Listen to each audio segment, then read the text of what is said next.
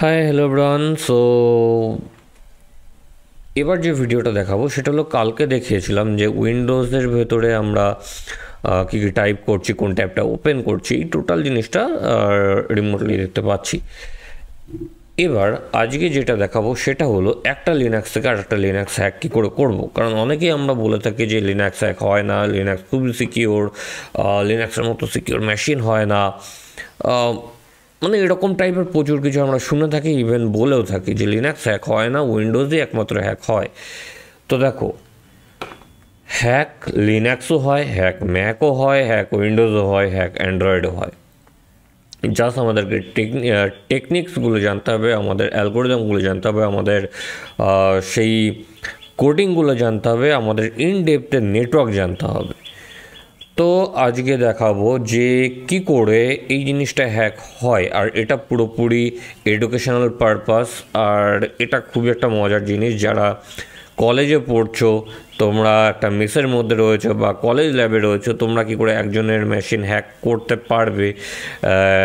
আর অবশ্যই এটা educational purpose, এটা কখনোই বাইরে ট্রাই করো না, কারণ এটা চাইলে পরে বাইরের মেশিনকেও হ্যাক করা যেতে পারে।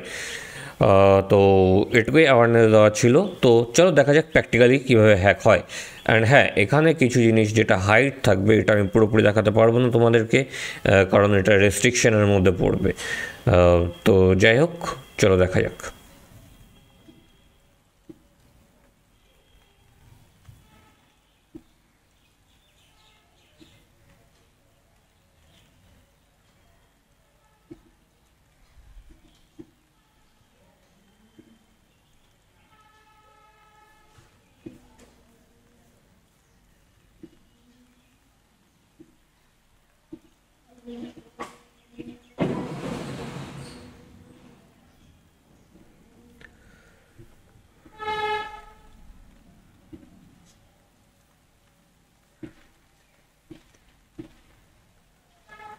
তো এখানে দেখো দুটো মেশিন রয়েছে। আচ্ছা, আমি যেহেতু আমার এই দিকটা করছি, কারণ আমার ডুয়েল স্ক্রিন করা রয়েছে, তো সেকেন্ড স্ক্রিনে, তো যার জন্য আমার ফেসটা হয়তো ঠিকমতো দেখাবে না। যাই হোক, তো এখানে আমার দুটো মেশিন রয়েছে।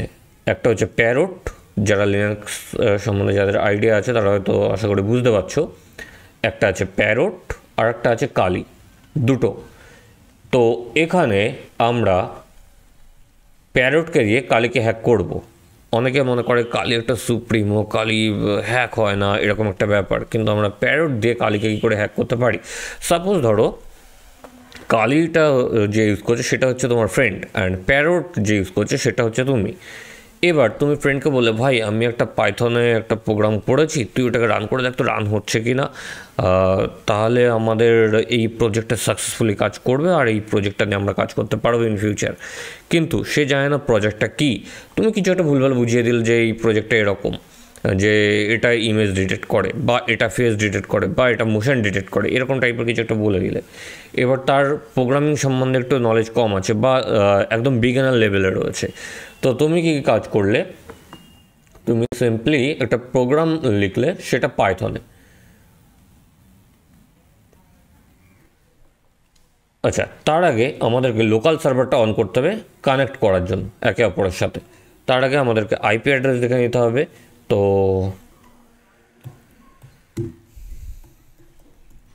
আইপি অ্যাড্রেস, তো এখানে আমাদের আইপি অ্যাড্রেসটা আমি দেখে নিয়েছি। দেন অ্যাপাচ সার্ভারটাকে অন করব।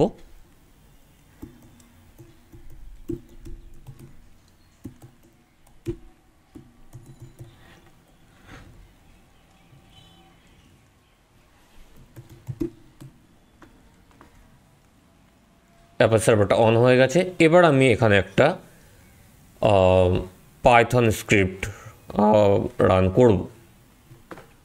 চলো দেখা যাক। তো সরি, রান না, ক্রিয়েট করব।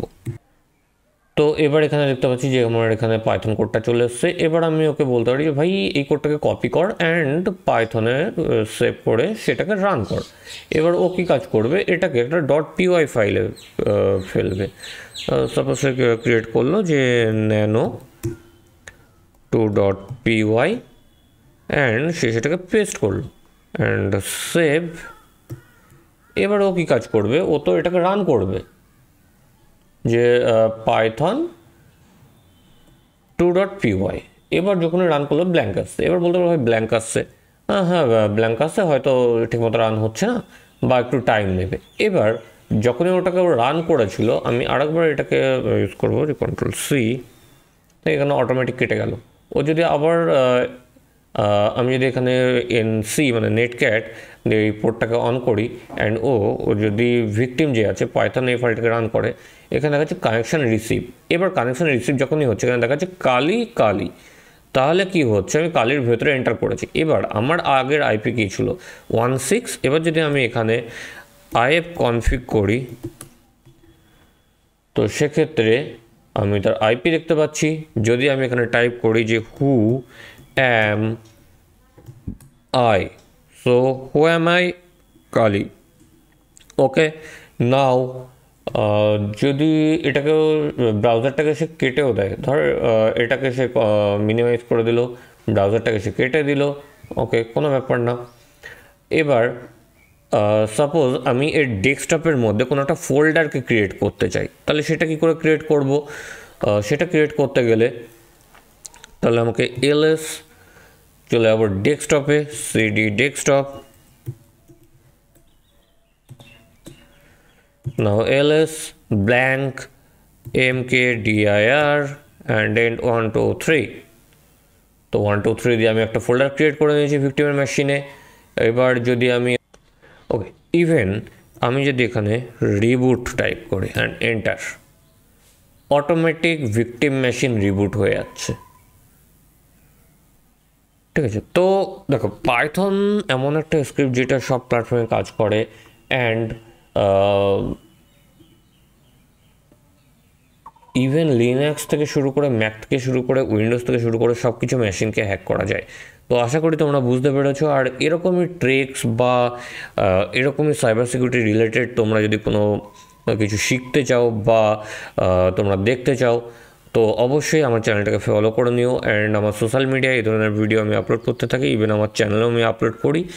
আর যারা সাইবার সিকিউরিটি নিয়ে ইন ফিউচার কাজ করতে চাও তারাও কন্ট্যাক্ট করতে পারো। আর এটার ভিতরে কোন জায়গাটা তোমরা বুঝতে পারো নি সেটাও তোমরা কমেন্টে জানাতে পারো। আর